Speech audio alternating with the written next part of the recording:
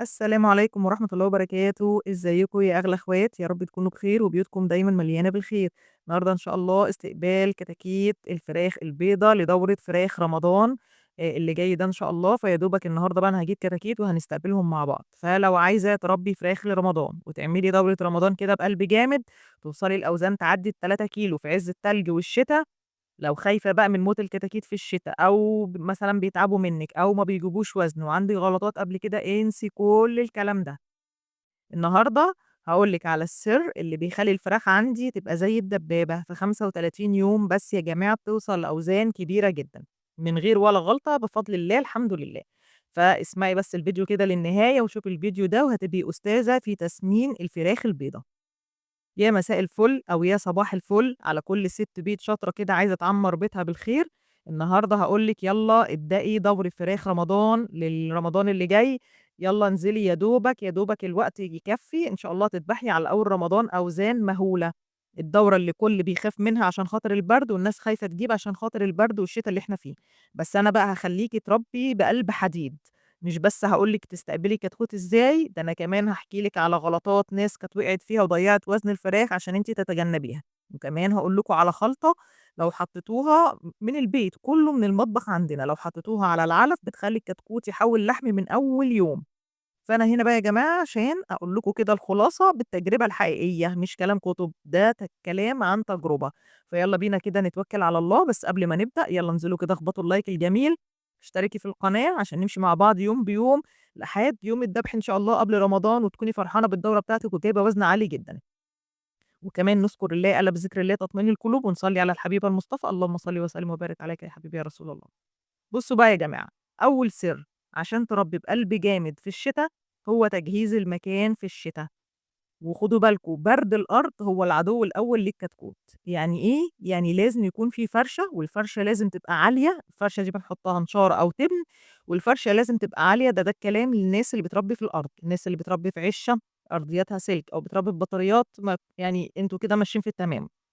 الناس اللي بتربّي في الأرض النشارة أو التبن يا جماعة تكون 7 سنتي أو 10 سنتي كمان، عشان نعمل عزل ما بين رجل الكتكوت وما بين الأرضية سواء سيراميك أو بلاط بيبقى ساقع، فلو برد منكم الكتكوت من الأرضية بيتعب وبيبرد، وخدوا بالكم ده بيأثّر جدًا، جدًا على الوزن.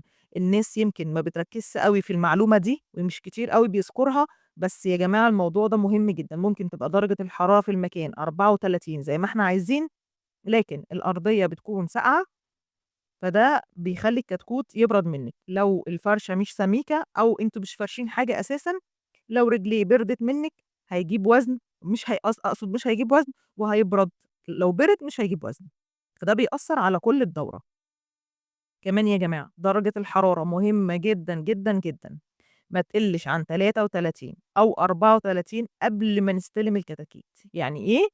يعني عايزين قبل ما نستلم الكتاكيت بيوم على الأقل نكون مدفيين المكان. شوفوا بقى أنتم بتدفّوا بقى بلمبة أو بheater أو بشمعة الدفاية، بأي حاجة أنتم بتدفّوا بيها لازم تكون المكان دافي واصل لدرجة حرارة 34 أو 33 قبل استلام الكتاكيت. يعني الكتاكيت توصل ينتشروا في المكان، طالما المكان دافي هينتشروا.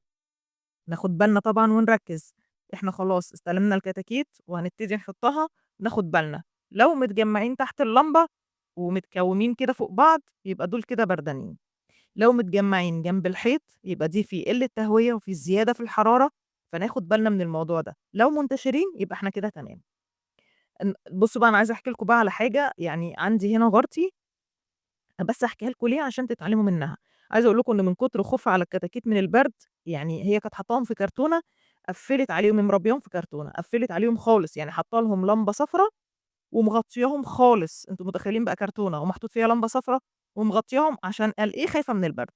طبعًا دخلت عليهم تاني يوم لقيت الكتاكيت عرقانة ومبلولة كأن مدلوق عليها بالضبط مَيّة، النشارة تحتهم كمان بقى بقت رطبة، كانت فارشة لهم النشارة في الكرتونة والفراخ لقيتها بقى بتنهج.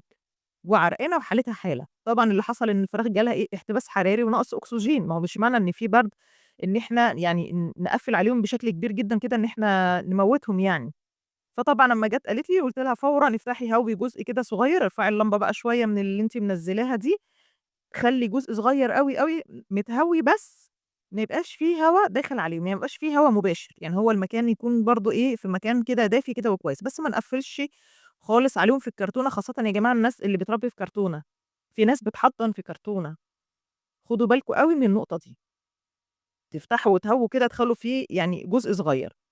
فعايزة أقول لكم إن الفراخ في الشتا بتبقى عايزة دفا، بس مش عايزة خنقة، يعني هي المعادلة إن إحنا ندفّي مع إن إحنا نهوّي حاجة بسيطة جدًا، جدًا.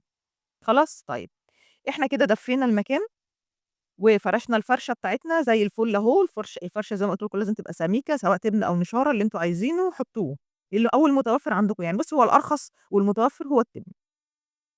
هنحط التبن أو هنحط النشارة، درجة الحرارة تكون مشغّلينها من قبلها بيوم تكون واصلة لدرجة 34 لو في ترمومتر، الترمومتر مش غالي من عند أي بيطري ب15 جنيه كان، بصراحة أنا كنت جايباه ب15 لكن أنا دلوقتي ما أعرفش سعره بصراحة دلوقتي، لإن كنت جايباه تقريبًا من سنتين يعني. فهنحط الترمومتر بتاعنا وزي ما قُلت لكم لو ما فيش ترمومتر هناخد بالنا لمّا الكتاكيت توصل. طيب الكتاكيت وصلت الحمد لله بالسلامة، نعمل إيه بقى؟ عايزة أقول لكم بس حاجة وأنتِ رايحة أصلًا تشتري الكتكوت، أهم حاجة يا جماعة النوع، يعني إيه النوع؟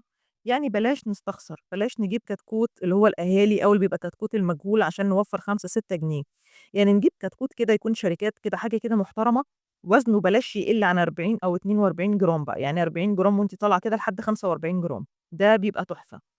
طبعًا في نوع في الشتا بيبقى ممتاز أوي، أحسن نوع في الشتا هو القَب، القَب ده معروف إن هو بيستحمل البرد وكمان بيرمي وزن، بيرمي وزن حلو جدًا يعني، وبيرمي وزن في الصدر تقدري كمان لو سِبتيه يكبر تقدري تعملي منه البانيه، فيعني القَب في الشتا من الأنواع الحلوة أوي اللي بتستحمل درجة الحرارة اللي هي منخفضة، يعني بتستحمل البرد.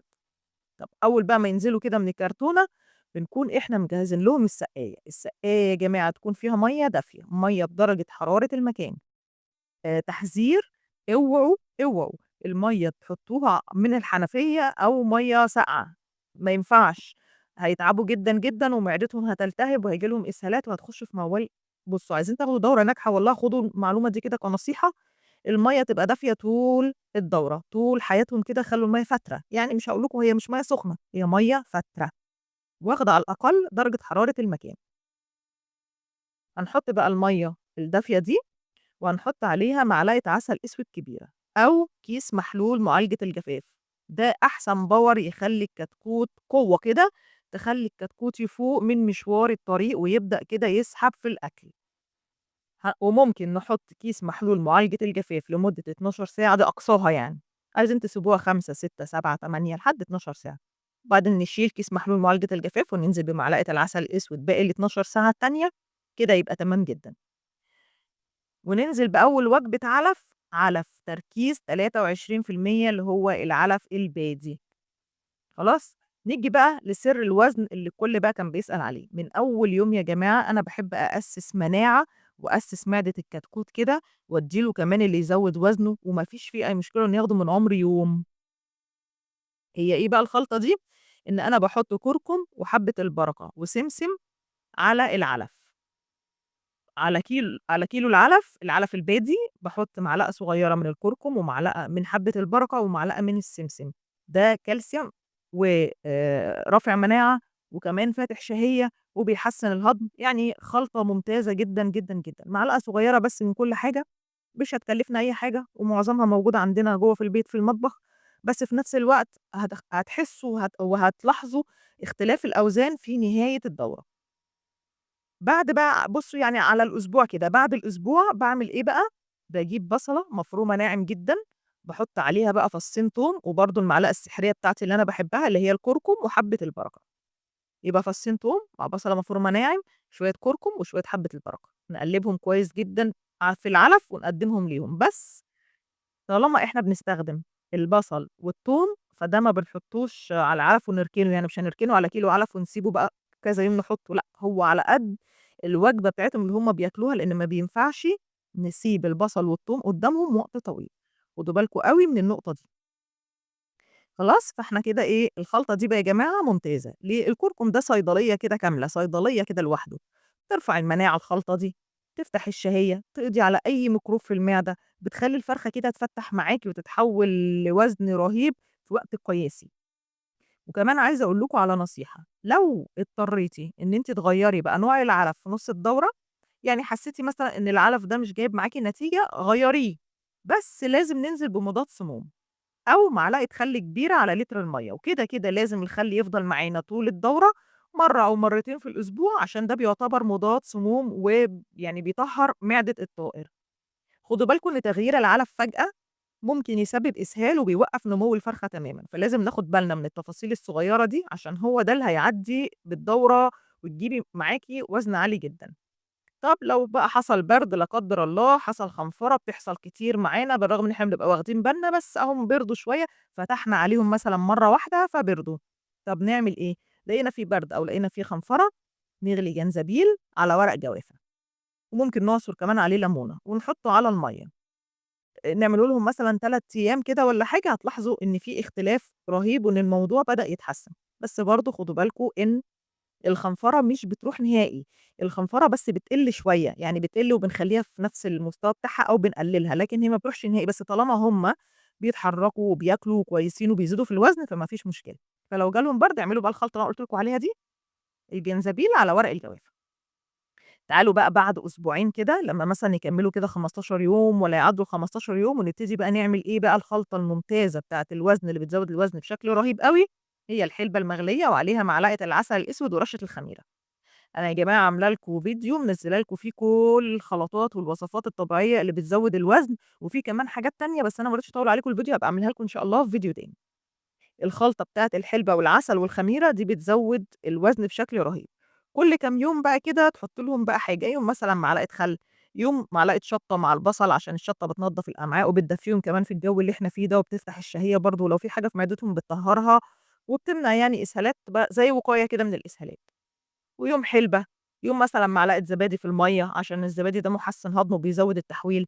أهم حاجة يا جماعة إن أنتم تتبّعوا الفراخ كويس، ولازم ناخد بالنا من التدفئة مع التهوية الصح، يعني هي دي اللي يعني تقريبًا نُص نجاح الدورة، التدفئة مع التهوية الصح. كمان معلومة مهمة جدًا لو عملتوها زي ما قُلت لكم هتحافظوا على الفراخ، يا جماعة المَيّة طول الدورة تبقى دافية، اوعوا تحطّوا مَيّة ساقعة الفراخ تتعب منكم. أنا عارفة إن دورة رمضان في الجو اللي إحنا فيه ده تحدي، بس ما تقلقوش أنا معاكم خطوة بخطوة، وعايزة أقول لكم كمان إن الشتا أوزانه أحلى بكتير من الصيف، لإن الفرخة يعني بتاكل كتير عشان طبعًا تتدفى، فبترمي لحم، وخاصةً بالليل بياكلوا كتير جدًا، وكمان أنا عايزة أقول لكم إن بلاش نجوّعهم خالص في الشتا، خلّينا نستغل بقى أكلهم الكتير ده علشان يرموا وزن بسرعة، ونخلص من الدورة بسرعة. فإحنا بقى شطارتنا إن إحنا نحافظ على الدفا ونحافظ على النضافة. النضافة يا جماعة مهمة جدًا، جدًا، جدًا، بلاش تبقى الأرضية بتاعتهم رطبة أو مبلولة، هيعيوا برضه وهيبردوا. فيعني أنا باشجّع كل الناس، كل اللي ما جابش دورة فراخ لرمضان، خلّوا بيوتكم يا جماعة تعمر بالخير كده في رمضان، هي دايمًا إن شاء الله بيوتكم تكون عمرانة بالخير. بس انزلوا هاتوا وما تقلقوش خالص من البرد، اسألوني في أي حاجة، أنا ماشية معاكم خطوة بخطوة، وإن شاء الله هامشي معاكم الدورة دي برضه خطوة بخطوة. عايزة بقى كل واحدة بدأت الدورة بتاعتها تكتب لي كده في التعليقات وتقول لي جابت كام كتكوت وكان سعر الكتكوت بكام، عشان أنتم عارفين الأسعار للأسف يعني طبعًا غِليت خالص عن الشهر اللي فات. لو عندكم أي مشكلة أو الكتكوت عندكم مثلًا كاشش أو فيه أي حاجة، اكتبوا لي هارُد عليكم فورًا. ما تنسوش بقى اللايك يا أغلى أخوات لو الفيديو فاتكم، اشتركوا في القناة، فعّلوا زر الجرس للكل، عشان يوم بيوم إن شاء الله هانزّل لكم تطورات الدورة دي لحد أمّا نوزن كده سوا قبل رمضان ونشوف الأوزان اللي تفتح النِفس. استنوني بقى يا أغلى أخوات في الفيديو اللي جاي، السلام عليكم ورحمة الله وبركاته.